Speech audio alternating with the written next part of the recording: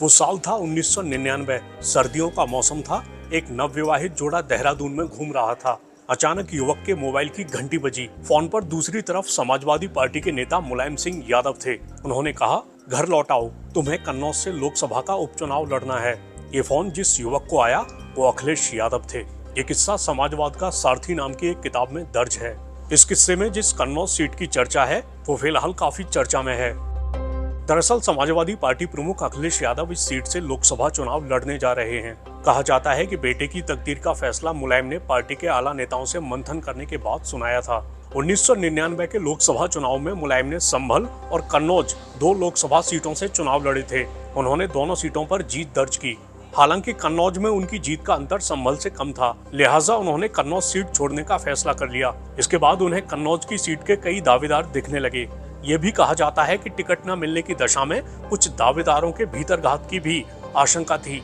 इसके बाद चला लंबा मंथन और मुलायम ने अखिलेश को कन्नौज सीट से उपचुनाव लड़ाने का फैसला लिया। अखिलेश साल 2000 में कन्नौज सीट पर हुए उपचुनाव में पहली बार सांसद चुने गए।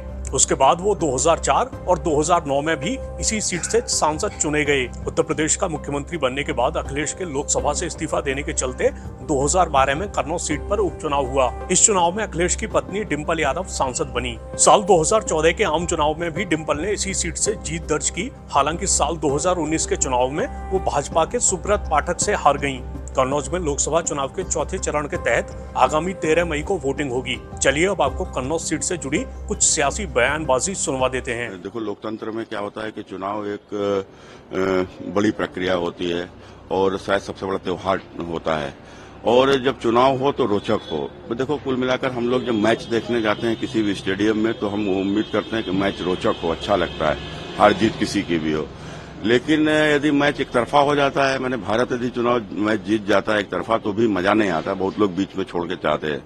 और जब हम मूवी देखने जाते हैं तो भी मूवी में अगर इंटरेस्टिंग नहीं होती है तो पूरे 3 घंटे बैठते नहीं, लंच में ही छोड़कर चले आते हैं।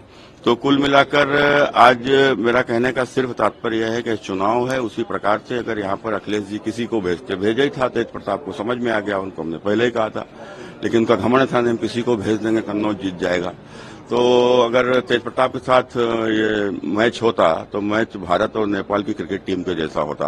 लेकिन अब मैच भारत और पाकिस्तान के जैसा होगा और जीतना भारत को ही है, कोई भी वर्ल्ड कप हो। देखिए, एक तो श्री अखिलेश यादव जी और समाजवादी पार्टी अपने टिकटों को ताश के पत्ते की तरह पलटने का काम करती है।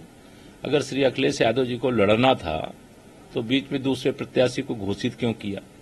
लेकिन हम लोग तो यही मान रहे थे कि श्री अखिलेश यादव जी ही कन्नौज से लड़ेंगे।